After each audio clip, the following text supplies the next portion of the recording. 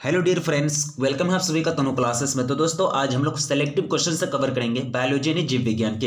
ये सभी क्वेश्चन से आपका सेलेक्टिव क्वेश्चन है, क्योंकि ये सभी क्वेश्चन से आपका अनुभवी शिक्षकों द्वारा तैयार किया गया है। ठीक है, क्योंकि यहाँ से आपको डायरेक्टली क्वेश्चन से बोर्ड एग्जाम में देखने के लिए मिलेंगे, इसलिए मैं चाहूँगा कि आप सभी क्वेश्चन को कवर करेंगे, कोई भी क्वेश्चन आपसे मिस्टेक ना हो। अगर आपसे मिस्टेक हो जाता है तो आप क्या करेंगे, तुरंत स्क्रीनशॉट लेंगे और स्क्रीनशॉट लेकर के याद रखने का प्रयास करेंगे। क्यों? क्योंकि आपके पास इतना टाइम नहीं है, एग्जाम काफी नजदीक आ चुका है। ठीक है, तो चलिए स्टार्ट करते हैं। काफी सिंपल क्वेश्चन है। सबसे फर्स्ट नंबर क्वेश्चन आपका स्क्रीन पर। क्वेश्चन क्या पूछ रहा है कि इनमें से कौन एक जैव खाद नहीं है। ठीक है, जैव खाद नहीं है, तो इसका जो राइट आंसर जो हो जाएगा वो हो जाएगा बैसिलस थुरिनिजम। ये जो है ये क्या है, जैव खाद नहीं है, यानी आपका ऑप्शन बी राइट आंसर जाएगा फर्स्ट नंबर क्वेश्चन का। ठीक है, अब देखिए क्वेश्चन नंबर सेकंड में पूछा गया है कि फ्लेवर सेवर इनमें से क्या है। ठीक है, फ्लेवर सेवर इनमें से क्या है, पीरकनाशी है, चूजों की प्रजाति है, फिर पारजीवी टमाटर है, या फिर कीटनाशी प्रोटीन है। ठीक है, तो ये जो है एक प्रकार का क्या होता है, पारजीवी टमाटर है। क्या है, पारजीवी टमाटर है, फ्लेवर सेवर। ठीक है, ये ऑप्शन आपका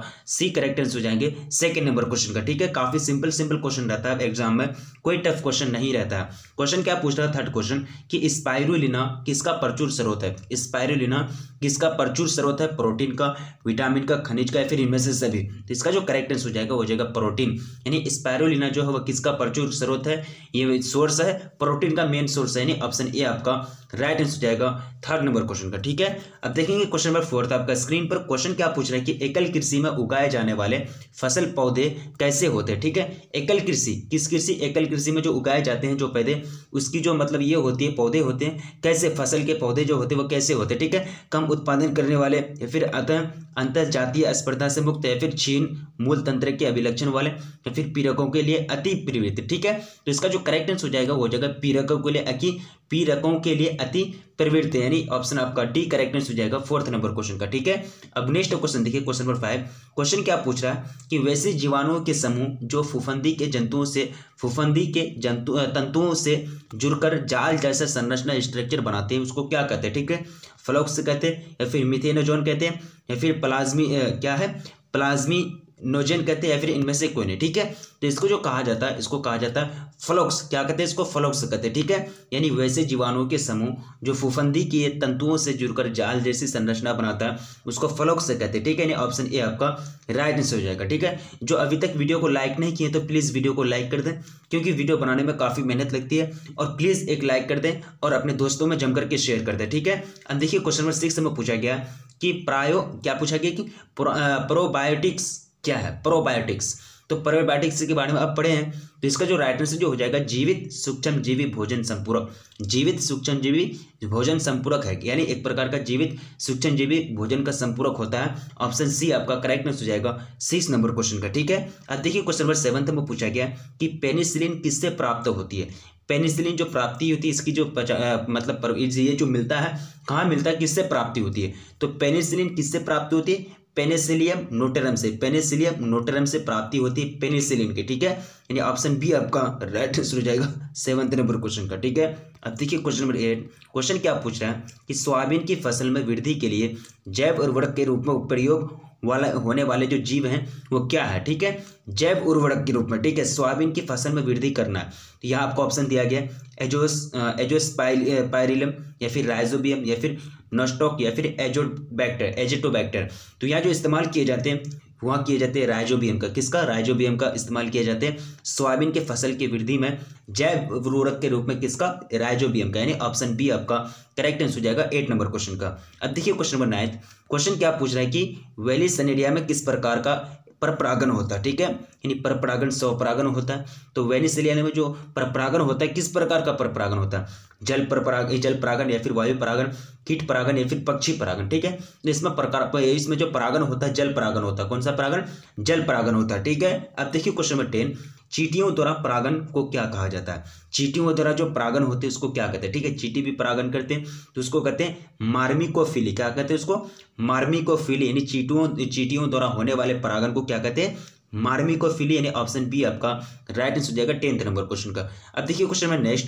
निषेचन क्या है यानी फर्टिलाइजेशन क्या है, तो निषेचन जो प्रोसेस है अंडा तथा नर न्यूक्लियस का संयोजन, अंडा और नर न्यूक्लियस का क्या है संयोजन है, मिलावट है यानी कॉम्बिनेशन है, ठीक है, यानी इसी को क्या कहते हैं फर्टिलाइजेशन यानी निषेचन कहते हैं। तो ऑप्शन ए आपका करेक्ट आंसर हो जाएगा 11वें नंबर क्वेश्चन का। अब देखिए क्वेश्चन नंबर 12, द्विनिषेचन की खोज किसने की थी, ठीक है, द्विनिषेचन के स्ट्रासबर्गर ने, नवास्चिन ने, या फिर रॉबर्ट हुक ने, या फिर ल्यूमन हॉक ने। तो इनकी जो खोज की थी वो कौन की थे, नास्विन ने, नवास्चिन ने, यानी द्विनिषेचन की जो खोज की थी किसने की थी, नवास्चिन ने की थी। ऑप्शन बी आपका राइट आंसर हो जाएगा, ठीक है। अब देखिए क्वेश्चन नंबर 13, निम्न में से औसत्य फल किससे बनता है, औसत्य फल, तो यह पुमंग से, पुष्पासन से, कार्पेल से, फिर चायांग से।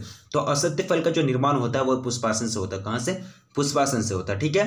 क्वेश्चन नेक्स्ट कह रहा है कि मिथेनोजेनिक, क्या पूछ रहा है कि मिथेनोजेन नामक जीव सर्वाधिक जो प्रचुर होते हैं, ठीक है, पशुओं के बारे में, या फिर प्रदूषित धाराओं में, या फिर गर्म झरनों में, या फिर सल्फर चट्टानों में। तो ये कहाँ होते हैं, पशुओं के बारे में, ठीक है, यानी ऑप्शन आपका ए राइट आंसर हो जाएगा 14 नंबर क्वेश्चन का, ठीक है। अब नेक्स्ट क्वेश्चन देखिए, एक क्रॉस में 1:2:1 का अनुपात क्या दर्शाता है, ठीक है, ये दर्शाता प्रभाविता को, अप्रभाविता को, या अप्रभाविता को, संलग्नता को, या फिर इनमें से कोई नहीं। तो इसका जो करेक्ट आंसर हो जाएगा वो हो जाएगा प्रभाविता को, यानी एक क्रॉस में ये जो अनुपात है, ये जो रेशियो है 1:2:1, ये अनुपात क्या दर्शाता है, प्रभाविता को दर्शाता है, ठीक है। अब नेक्स्ट क्वेश्चन देखिए क्वेश्चन नंबर 16, इनमें से कौन सा रक्त समूह सार्वभौमिक रक्तदाता कहलाता है, ठीक है, यानी यूनिवर्सल ब्लड डोनर कहते हैं इसको, ठीक है। तो काफी इंपॉर्टेंट क्वेश्चन है, ये बार बार पूछा जाता है बोर्ड एग्जाम में, ठीक है, यानी सार्वभौमिक रक्तदाता किसको कहते हैं, ए या फिर बी या फिर ए बी या फिर ओ, ठीक है। तो यहाँ जो ब्लड ग्रुप हो जाएंगे ओ ग्रुप, क्या हो जाएंगे ओ समूह को, यानी ओ ब्लड ग्रुप को क्या कहते हैं, सार्वभौमिक रक्तदाता, ठीक है, यानी ऑप्शन आपका डी करेक्ट आंसर हो जाएंगे 16 नंबर क्वेश्चन का, क्योंकि ये जो है ये ओ ब्लड जो ग्रुप होता है कि सबको ब्लड डोनेट कर सकता है, ठीक है। अब नेक्स्ट क्वेश्चन देखेंगे क्वेश्चन नंबर 17, क्वेश्चन क्या पूछ रहा है कि अर्जित गुणों के वंशागति का सिद्धांत किनके द्वारा दिया गया या फिर किनके द्वारा किया गया, ठीक है। अर्जित गुणों के वंशागति का सिद्धांत डार्विन, लैमार्क, या फिर डेविड, या फिर हैकेल। तो इसका जो करेक्ट आंसर हो जाएगा वो हो जाएगा लैमार्क के द्वारा, किसके द्वारा, लैमार्क के द्वारा, ऑप्शन बी आपका करेक्ट आंसर हो जाएंगे। नेक्स्ट क्वेश्चन क्या पूछ रहा है कि एक संकरण क्रॉस के फेनोटाइपिक अनुपात क्या है। फेनोटाइप क्या होता है, फेनोटाइप यानी जो जीन का मतलब स्ट्रक्चर होता है, जो उसकी बनावट ये होती है, मतलब क्रिया का जो फंक्शन होता है, यानी जो फंक्शन काम करने का होता है जिनका, उसको फेनोटाइप कहते हैं, ठीक है। तो फेनोटाइप का जो अनुपात होता है वो क्या होता है, ठीक है, तो इसका जो रेशियो होता है 1:2:1, ठीक है, ऑप्शन ए आपका राइट आंसर हो जाएगा, ठीक है। अब देखिए क्वेश्चन नंबर 19, मनुष्य में गुणसूत्र की जो संख्या होती है मेल में, पुरुष में, ठीक है, मेल में पूछी जा रही है, आपको फीमेल में नहीं पूछी जा रही है। गुणसूत्र की जो संख्या होती है वो क्या होती है, ठीक है, तो 40 + XY क्या होते हैं, 40 + XY, यानी आपका ऑप्शन बी करेक्ट आंसर हो जाएगा 19 नंबर क्वेश्चन का, ठीक है। अब देखिए क्वेश्चन नंबर 20, प्रतिबंधन एंडोन्यूक्लियज के डीएनए, यानी प्रतिबंधन एंडोन्यूक्लियज डीएनए के विशिष्ट शाख अनुक्रम को पहचानते हैं, ठीक है। तो इसका जो करेक्ट आंसर हो जाएगा ये 20 नंबर क्वेश्चन का हो जाएगा पैलिंड्रोमिक न्यूक्लियोटाइड अणुओं द्वारा, ठीक है, यानी ऑप्शन ए आपका करेक्ट आंसर हो जाएंगे, ठीक है। देखिए क्वेश्चन नंबर 21, क्वेश्चन क्या पूछ रहा है कि GAATTC, ठीक है, किस प्रतिबंधन एंडोन्यूक्लियज का अभिज्ञान स्थान है, ठीक है, HIND3 या फिर EcoR1 या फिर BAM1 या फिर HE3, ठीक है। तो इसका जो करेक्ट आंसर हो जाएगा HE3, इसी का मतलब क्या है, प्रतिबंधन एंडोन्यूक्लियज अभिज्ञान का स्थान है कौन, GAATTC, ठीक है, यानी ऑप्शन आपका डी करेक्ट आंसर हो जाएंगे 21 नंबर क्वेश्चन का। अब देखिए क्वेश्चन नंबर 22, क्वेश्चन क्या पूछ रहा है कि आणविक तकनीकी जिसमें किसी की भी इच्छित जीन के अनेक प्रति इन विट्रो संश्लेषित की जाती है उसको क्या कहते हैं, एलिसा कहते हैं, PCR, या फिर जेल इलेक्ट्रोफोरेसिस, या फिर फ्लो साइटोमेट्री, ठीक है। तो इसको जो कहते हैं क्या कहते हैं, इसको PCR, क्या कहते हैं, PCR कहते हैं, ऑप्शन आपका बी करेक्ट आंसर हो जाएंगे 22 नंबर क्वेश्चन का। देखिए क्वेश्चन नंबर 23, क्वेश्चन क्या पूछ रहा है कि जीवाणु की कोशिका भित्ति को तोड़कर उसके DNA एवं अन्य विरहत जैव अणुओं को मुक्त करने हेतु इनमें से कौन एंजाइम प्रयुक्त होते हैं, ठीक है, कौन सा एंजाइम मतलब प्रयुक्त होता है, कारगर होता है ये काम को करने के लिए, तो लाइसोजाइम, क्या होता है, लाइसोजाइम, यानी ऑप्शन आपका ए करेक्ट आंसर हो जाएंगे। अब देखिए क्वेश्चन नंबर 24, मानव जीनोम, क्या करा कि मानव जीनोम प्रोजेक्ट की खोज की थी, मानव जीनोम प्रोजेक्ट की जो खोज की थी वो किसने की थी वो आपको बताना, ठीक है। तो ये जो की थी फ्रांसिस कॉलिन्स तथा रोडेरिक, ये दोनों ने मिलकर के मतलब मानव जीनोम प्रोजेक्ट की खोज की थी, ऑप्शन ए आपका करेक्ट आंसर हो जाएंगे। अब देखिए क्वेश्चन नंबर 25, किसी भी जीन की अभिव्यक्ति इनमें से किसके द्वारा संपादित होता है, ठीक है, किसके द्वारा मतलब संपादित होता है, ये डन होता है। ठीक है, तो ये जो होता है ये किसके द्वारा होता है, एंटीसेंस आरएनए के द्वारा होता है। ऑप्शन बी आपका करेक्ट आंसर हो जाएगा 25 नंबर क्वेश्चन का। अब देखिए क्वेश्चन नंबर 26 क्या कह रहा है क्वेश्चन,